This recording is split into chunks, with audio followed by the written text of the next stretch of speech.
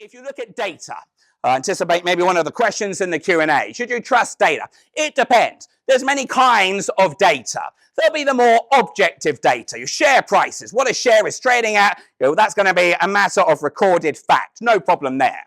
But if, let's say, you're undertaking surveys of populations, here a political opinion poll for the Brexit, the withdrawal from the European Union referendum, or is it market research surveys, maybe business confidence surveys. So I teach a lot in market research. I'll look at survey data. For example, consumer confidence measures. Are consumers collectively confident? If so, they're going to spend, therefore consumption will go up. If you've done economics, the GDP is going to go up. And presumably for most companies, that's going to be a positive thing. We can anticipate their share prices going up.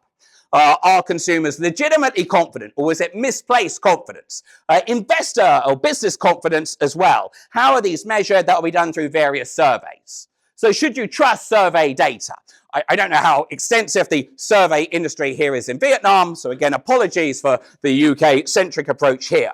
But just to be aware that even how a survey is conducted, by telephone or online, it can, and indeed this particular Exhibit A case, had you been looking at this graph, you could have potentially made a killing on this particular prediction market.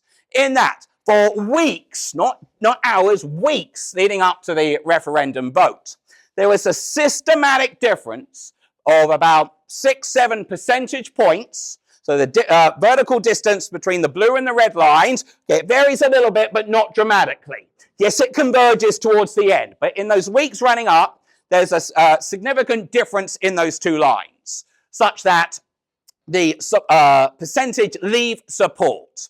In a binary race, you just need one more vote than the other side and you win.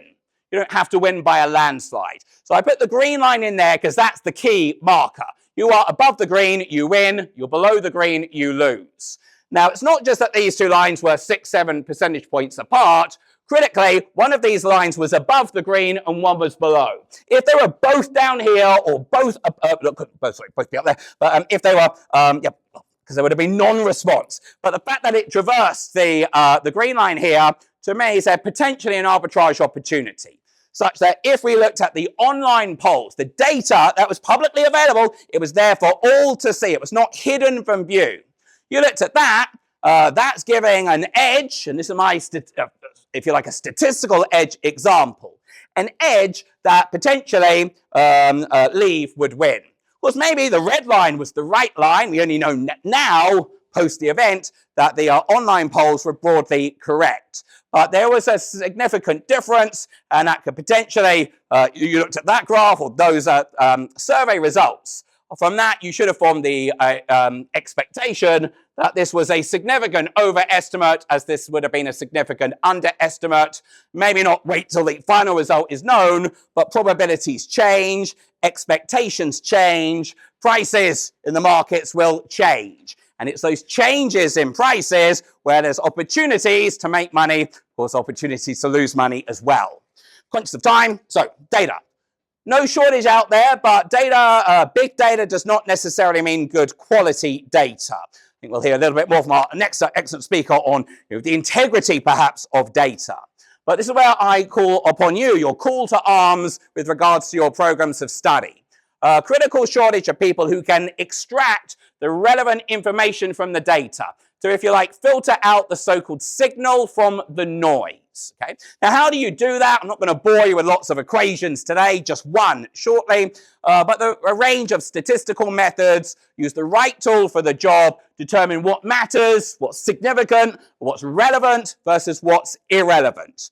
And from that, you will build greater knowledge, whether it's a specific stock price you're trying to predict, is there an exchange rate, whatever, or commodities markets, whatever things particularly interest you. And hopefully, the investment decisions you make turn out to be wise. Presumably, our metric for judging success here would be the returns that you achieve. Although I'm a statistician, I'll be honest with you. I personally would never, never say never, but I will say never. Never rely exclusively on a quantitative analysis. Numbers are great, but I don't think they tell us everything. We do need qualitative insight as well. It's about getting the blend of the two. I'm not saying these should necessarily be equally weighted, but it's really a mixture of quantitative analysis of data with some qualitative insights too.